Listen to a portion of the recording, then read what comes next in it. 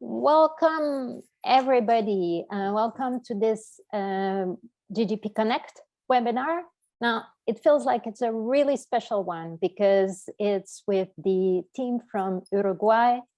First time that I've been doing a generation and gender survey in Latin America, but also especially very special because we've been talking about that as a dream more than 7 years ago. So this is the result of major achievements, and we're really excited to welcome.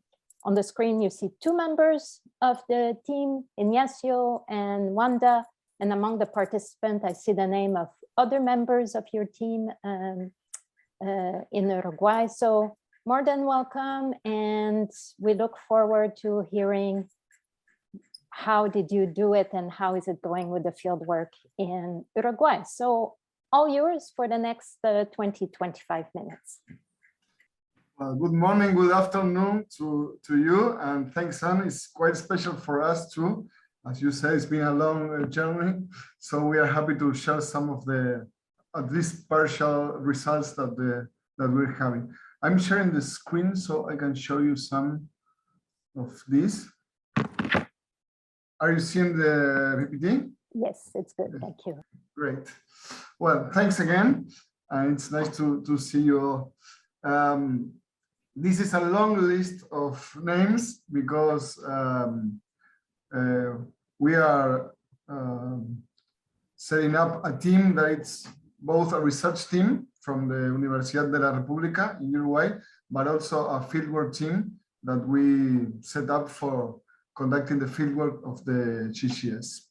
So I'm going to tell you some of the procedures and the process we went through, and some of the challenges that we are facing. We are on the road right now, so this is the middle of the fieldwork process, and we are very happy to share those thoughts with you and receive your comments and advices as well.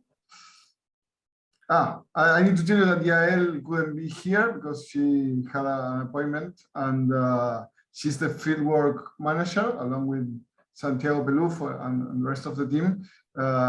So maybe some of the most technical procedures are not going to be described as well as if she were here, but we're trying to do our best. Well, this has been a long process, as Anne said. The idea goes back to 2015, so 7 years ago. And the fundraising was also a long process that started in 2018, and it was fully confirmed last week.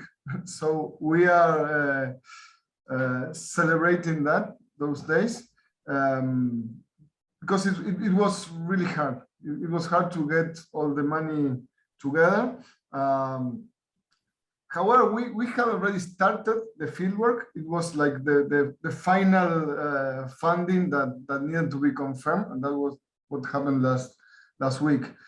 It was a long process, and it was also a quite complex process in the confirmation of a national sort of consortium for the GGS that involved offices from the government, the academia, and United Nations agencies. Well, those laws are showing that there are a lot of institutions involved. Later, if you want, I can tell you the names of all of them, but quite a lot, including the, as I said, United Nations agencies as well. So the basics to understand how the GGS is going in Uruguay is that the fieldwork is ongoing right now. It started last October, November, and we are estimating that maybe not more than 1 year after that, we will be finishing the whole process. It started by Montevideo and its metropolitan area. That's where half of the Uruguayan population live. And we had almost no interviews from December 20 to January 20. That's our summer. That's the equivalent to August or July, August in the northern hemisphere. And we are monitoring the process by a report that we receive every day from GGP with the database so far. So just a few more words about what happened before the fieldwork started. We had a pilot in September that we wanted to conduct because we wanted to test, first of all, the translation of the questionnaire. We used the Argentinian translation and checked on that and added some corrections, but the Argentinian translation helped us a lot. We also wanted to test some additions to the core questionnaire. The institutions we are working with that provide the funding wanted to add some questions of their own on social security, some of them on disabilities. And we also added some questions about COVID response. It's a module, but quite a short module on that as well. We also wanted to test how face-to-face interaction worked in a pandemic context. As you know, the masks that the interviewers use, the procedures if we found interviewees that are waiting for results from the PCR test, well, all of everything that before 2020 was non-existent, and it came up, as you know, so unexpectedly. We also wanted to test the devices we are working with and to see how compatible they were with Blaze and how did they work when they were used all day long. And we also wanted to start the setup of the fieldwork team. This went reasonably well, this pilot. It was a bit more of 100 cases. It was a small pilot, but it was useful to start the fieldwork 1 month after that. So our fieldwork team is powerful, but it's not that big. We have a research team from the university that Wanda, myself, and Mariana Fernandez and Cabella Pedetti include, and the supervisors and the fieldwork managers that we added after that are not more than 2 managers and 2 to 4 supervisors. We are now having 2 supervisors, but we are planning to add 1 or 2 more from April. So this is the core team that we are using to conduct the survey. We have a lot of interviewers. They are mostly college students from social sciences disciplines. And we have massive selection and training activities. We train more than 160 interviewers. But then, and here I might start telling you about some of the problems, a lot of them resign. So we have right now 69 active interviewers, and we have almost 100 people that resign. And this is happening quite often. So it's, you know, we can say for sure how many interviewers we will have next week, because this is happening quite a lot. It's not dramatic, as we can train more people and add more people to the fieldwork, but it makes some noise in the process, you know. Well, our data collection strategy parts from a sample frame. It's a sample of households, dwelling actually, from the national census. That it's 11 years old. That's also some of the problems, and we will talk about that after. The sample design was made by the Uruguayan National Statistical Office, so for the #1 expert on sampling in the country. And the sample design has 2 steps. We have a house selection by sampling, and then when the interviewer knocks the door, the respondent selection is made by asking which birthday did you celebrate last. So we had that person answer the question. If that person is not there, we go back to the household whenever she or he can. We have also a multi-mode interview, because some of them are face-to-face and some of them are push to web. This is almost 90 and 10% each. And this is previously selected at random. So we know, because it was randomly selected, when we are going to a household, if that interview is going to be face-to-face or push-to-web. The sample size is 8,000 people in a target population that is almost the entire country. It's cities with more than 5,000 inhabitants, but Uruguay has a rural population that is very scarce, so it's almost more than 80% of the country, with ages 18 to 79. So the preparation for the fieldwork included training, 7 massive training sessions, and then 10 more meetings with interviewers. Here we have Wojciech Jablonski that was with us in November, helping us. In the picture, we had him like putting stickers on letters. So he worked in a lot of different things in that process and helped us with the training activities. 1 or 2 words more about the preparation of the fieldwork. We had a mini website about the GGS in the website of our faculty, the university, that I guess it's quite useful, not only because we wanted to present the project to the general public, because most of all, because we have the interviewers' names and pictures. And this is more important than it seems, because people would often like to check if this person is coming to their house, it's a burglar that wants to steal the house, or is it a real official interviewer? So people from the selected households can check in the website if this is real. Just 8 of the interviewers, but as you know, more than 100 people there in the website. Well, so now we are in the middle of the fieldwork. Up to yesterday, we have 2,188 interviews that were completed. We have a little bit more uncompleted. You know that in the push-to-web mode, it's quite usual that people get to answer the final modules maybe 1 week after they started or more. But completed interviews are more than 2,000. And the multimode process is working as expected, because we have mostly 90 and 10% each in the face-to-face and push-to-web modes. And almost all of the interviews were held in Metropolitan Montevideo. But now that we are sure about the funding, we are going to the rest of the country. So up to yesterday, this was the final picture of how the fieldwork is going. If we see the evolution of daily interviews from the very beginning of the process until yesterday, we can see that we had a moment of glory in maybe November, December last year.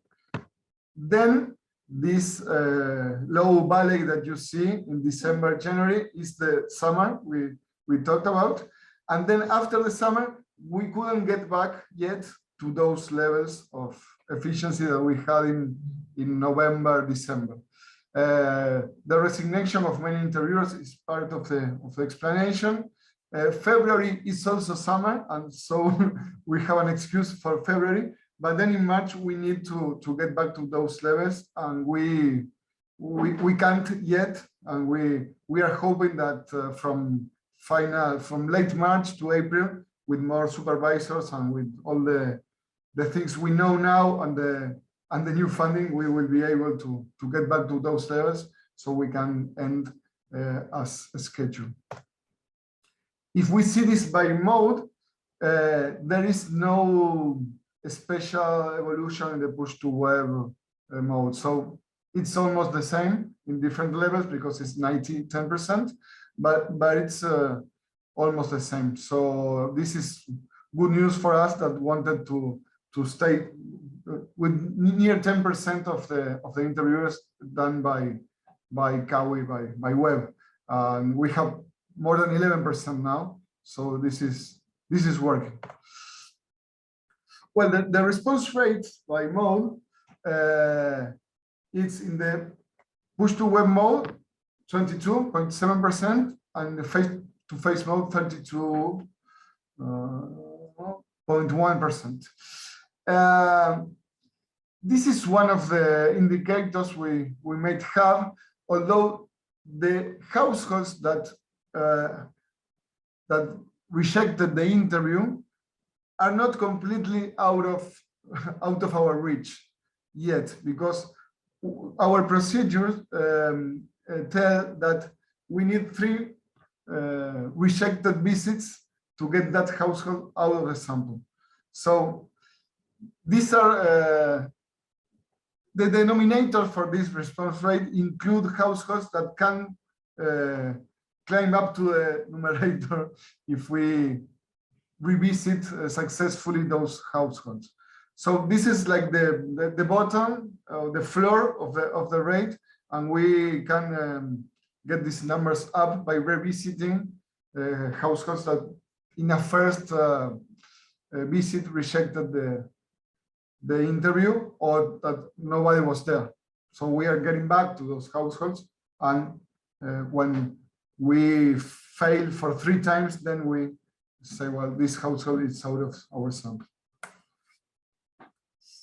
Well, some of our challenges and the strategies that we implemented include incentives. We have no money to pay for each and every one of the people that complete the interview, but we can tempt them with a lottery. So we have a monthly lottery with a gift card that it's not a lot of money either, but it can be tempting. It's $120 in shops in Uruguay. Here the minimum wage is approximately $450. So just to measure how tempting can this be. We haven't measured exactly how this is working. We guess it helps a little bit, but we don't know for sure. In some households they don't care and they reject the interview and said the gift card doesn't make me change my mind. But in some other cases we are guessing that it's working. And the other strategy that we implemented that we are in this case quite sure that it worked quite a lot are announcement letters. We sent almost 2,000 paper letters by mail. So those households received a letter that it's in the slide that said these institutions with these old logos that look so official want to interview you. You are in our sample, and we will visit you soon. These letters helped. We believe that it helped. We haven't sent them to all the sample, again, because of money, but we decided to focus this on high strata neighborhoods that are, I don't know if this is universal, but in Latin America it's quite usual, that are the hardest to interview. Yeah, and in some cases, they are also the same people that live in apartment buildings with physical barriers that are hard to overcome. So you can knock a door, you need to go through several steps that make it easier to say, I don't want to answer your survey. So in that cases, when we got an announcement letter sent in advance, it worked. And in some cases, we contacted some managers. I don't know if this term is the correct one, apartment building managers, like the administration of the building. Does it make sense? Yeah, I don't know how, okay. And we asked them if they could inform to some of the apartments that were on the sample that a very important survey was being conducted and that they were likely in the sample. And this is a strategy that we are relying on as well. So one of the conclusions is that we have a big challenge in terms of the sample composition.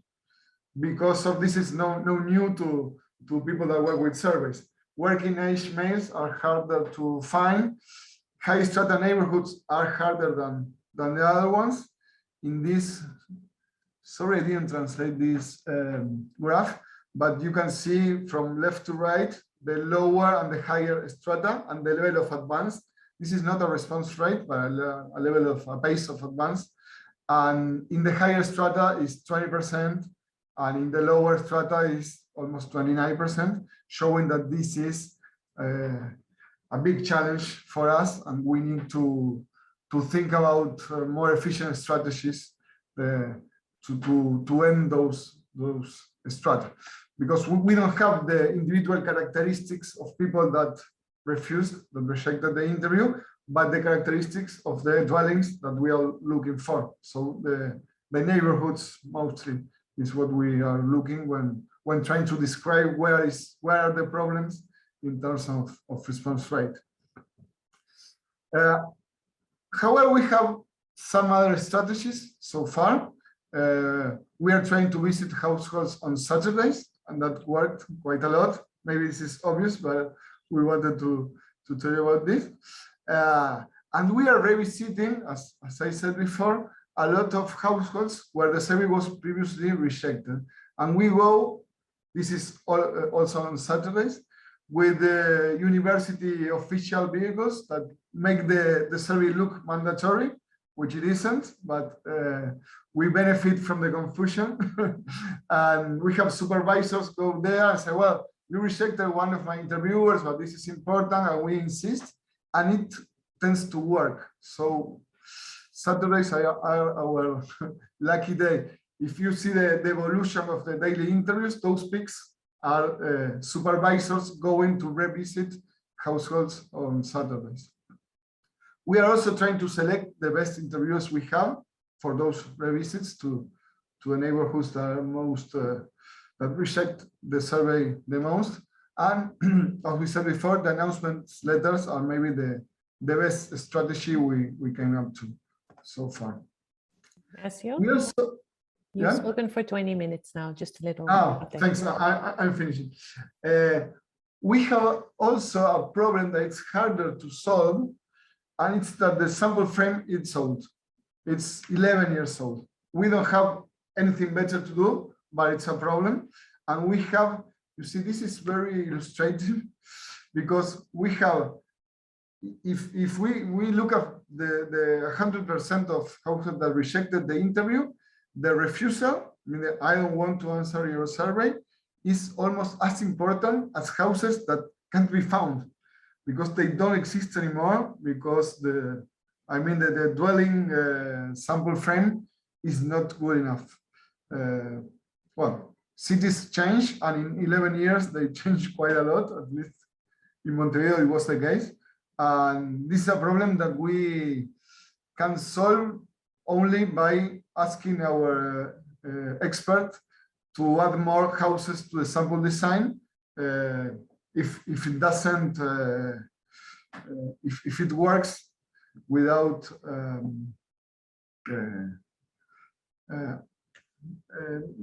including some noise in the sample design, as it should be. Well, just to end, a couple more slides. We have also some questionnaire issues that maybe it's good to chat about. But first of all, we don't have almost no dropout during a face-to-face interview, so that's good news.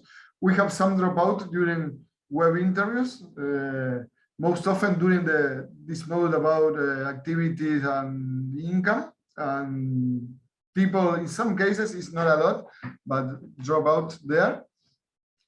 And then more practical issues on the questionnaire.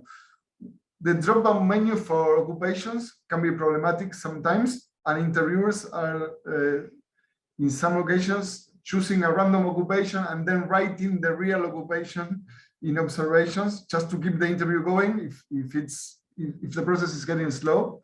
And something similar happens when dates are difficult to remember.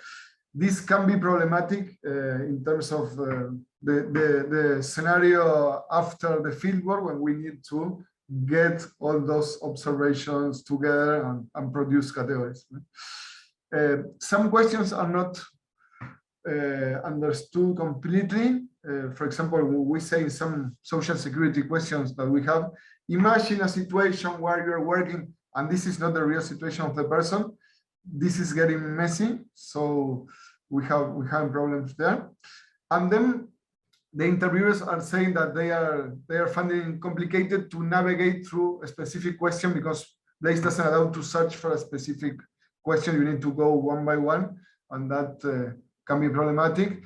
And also sometimes when you need to requestion some information on household members, because we don't have a list of household members that we can use. So this is the last one.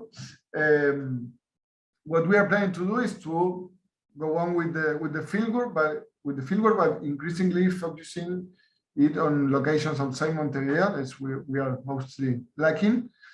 And then we are also lacking more extensive consistency checks and data analysis in the database as it's increasing its size, because we need to monitor more in real time the sample composition and some mistakes that we are detecting, and we need to use information on refusal rates by location to implement those strategies that we need. So maybe when our fieldwork team grows a little bit, we will be more focused on analyzing the database that we are receiving every day by Wojciech. Well, thanks a lot. This is great. Thank you so much for this presentation, and I'm really impressed by the obstacles that you have been facing and how nonetheless we're starting to get some really interesting results.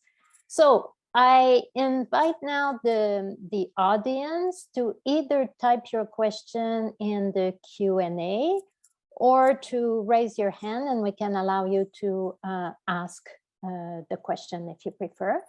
But while you're thinking about it, I'll already take the first one in the Q&A, and it comes from Marisa, in fact, from Buenos Aires, who is really happy, Ignacio, that you acknowledge that their team did the translation. But her question is more about, you started by saying that a lot of interviewers resigned. Why is that?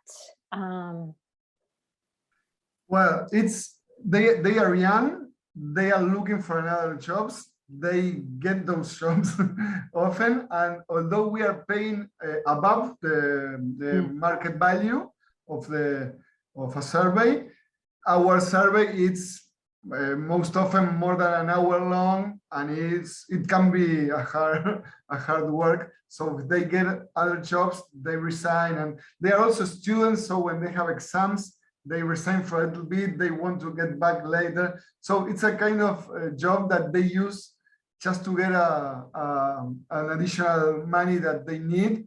But only our best interviewers stay all the way through the fieldwork and do a lot of surveys.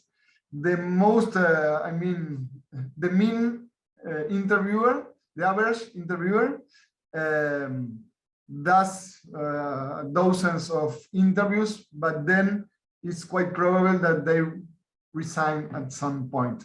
So that's, it's not dramatic, but it's not the best scenario either, because you need to retrain more and more interviewers on a monthly basis, or even more often than that. Now, maybe to continue on that, it was, oh yeah, sorry, Wanda, you say something. No? No, just to say that the interview is really long. It competes with other surveys. Really, we are paying very, very well, but they stay 1 or 2 months, and students also have exams. So it's a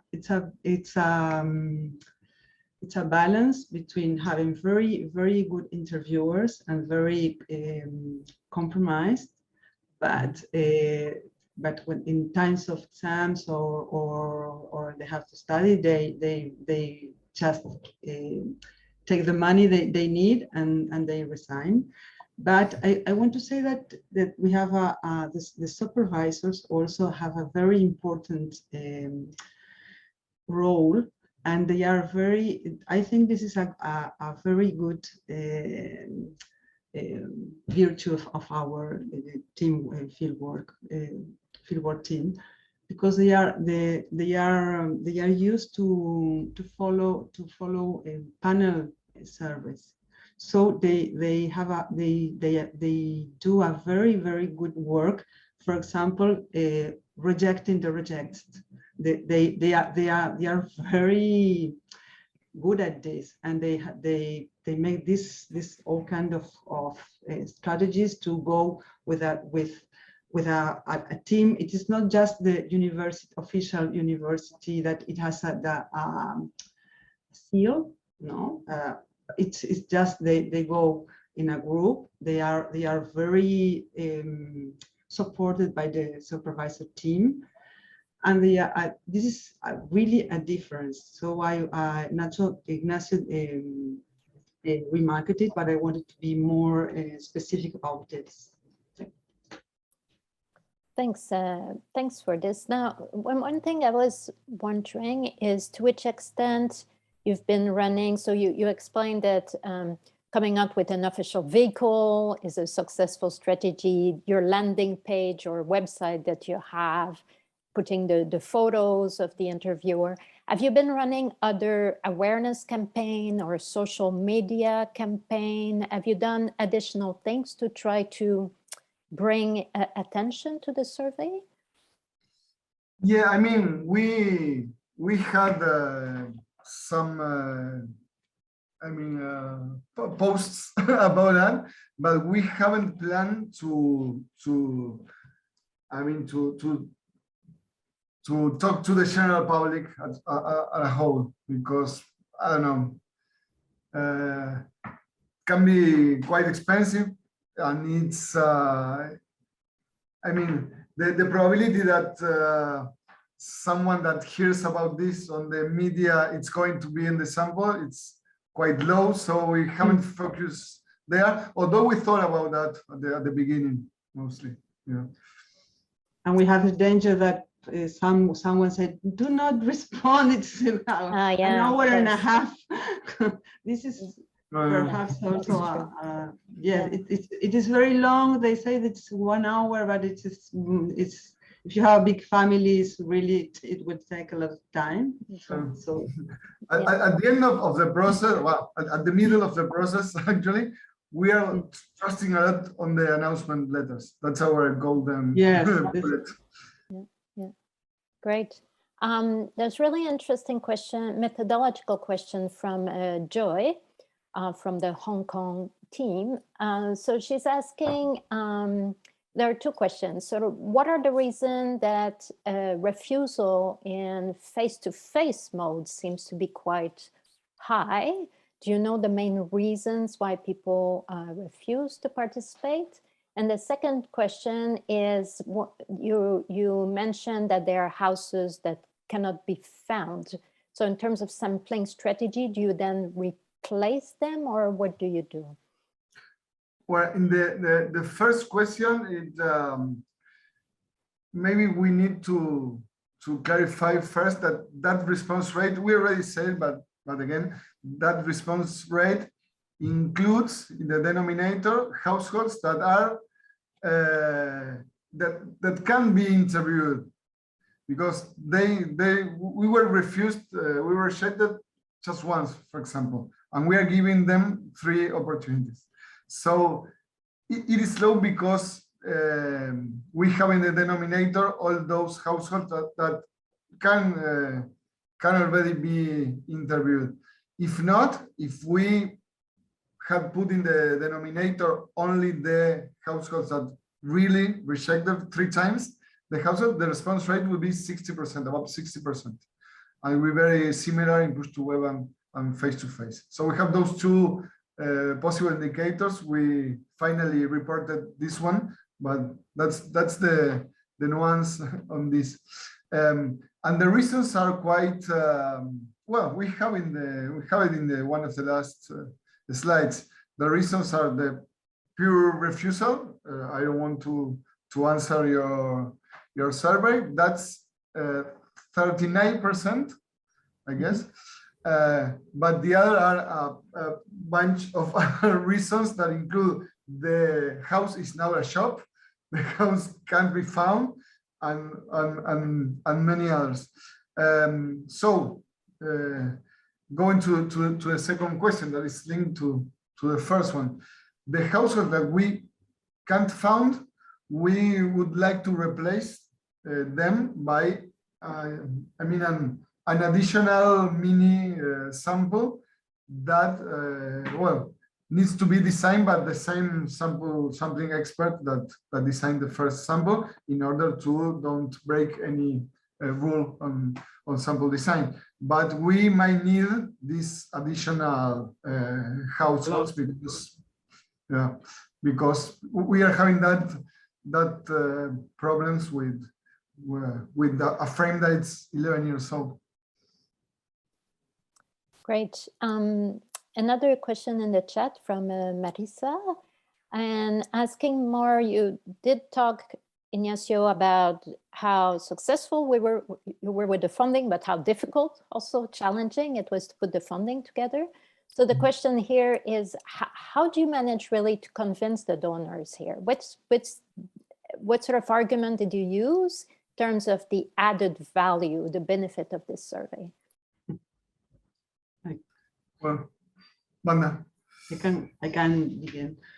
First, we don't have, in Uruguay, we have very good vital statistics, and we have the censuses are very, have very big, long times between them. But we, as we are rich, for say, or middle income, we don't have DHSs. So this is a good thing. We are not so poor, but in terms of data, this is a very important challenge, because we don't have representative studies on birth histories, conjugal histories. We cannot compare with other countries in Latin America. This is very important. Nor we have this kind. We have very little studies that help us to understand this kind of, for example, conjugal careers or fertility careers. That this is I think a very good, an important point. And also we have, this is a very little country, and know it. So we are, Ignacio didn't talk, but we are 3.5 million, and we are very concentrated in Montevideo, in the capital, and we have a lot of links with agencies, government. So we did a very. We know people. Yes, no, and it is not so difficult to go there and if you have a good project, to say okay, and it's not so so much money. No, this is in 3 million people, 8,000 surveys. It's very important for us, but it's not so much money in terms of international funding. So this is natural. Ignacio have probably more arguments. No, just to add one more thing. We are also seducing them by saying that they can add 3, 4, maybe 5 questions of their own. We say, well, no more than 8 minutes as a whole. I mean, this is the core questionnaire plus maybe 8 minutes. But they are quite interested in saying, well, we are supporting this survey, and we are also getting the information that we want. That worked quite successfully with the Social Security Institute. Yes. That funded $50,000 American. That's a lot for our fieldwork. And they said, well, we are doing this, but we want to add those questions. And we said, yes, if they don't last for long, if they are just a few minutes. and we negotiate for a little bit, and it works. So they can at the same time report to their authorities that they are gathering information that it's important for their institution as well. You can do that with every institution because it's not going to be 8 minutes, but with some, you can seduce them with that. Also, I think that there are two demographic issues that are very important in Uruguay. We are very aged, so there are many questions that seduce, for example, international agencies, and also Social Security agency, and also we have a very important TFR decline process. Now we are in 137 child per women. So it's always a phantom that we are going to disappear because we are a little country and this is very important decline process. So this kind of arguments is also very important. So we said this survey will say a lot about what's happening. Are people envisioning to have more children? Why they are not going to have more children? And also for aged people, it was loneliness. I think that it has many important information for Uruguayan policies and Uruguayan knowledge of demographic processes. Thanks for that. Maybe I have a last question on my side. So you're about to expand outside of Montevideo.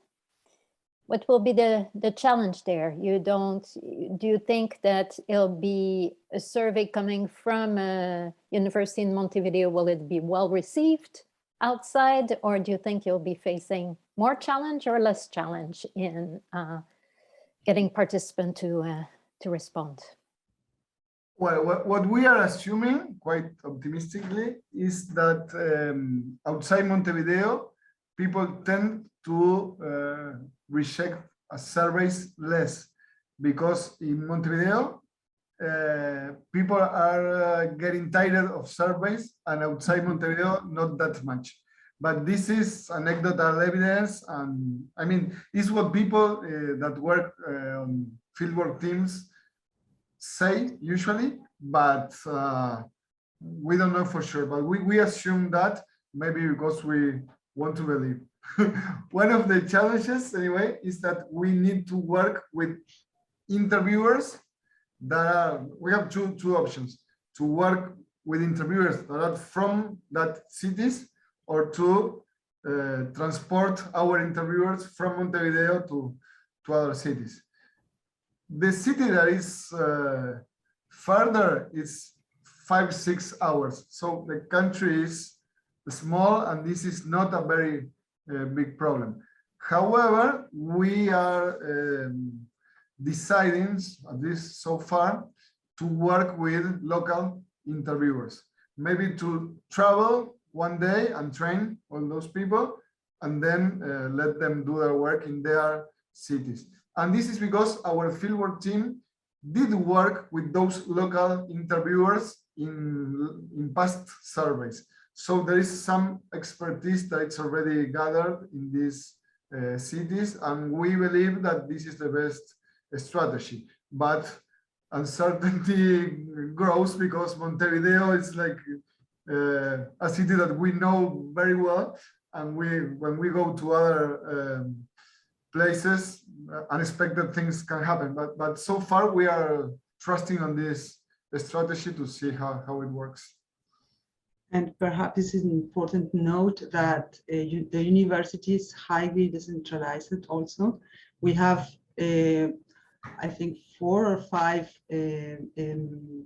points, I don't know how to say, branches or branches in central points of the country.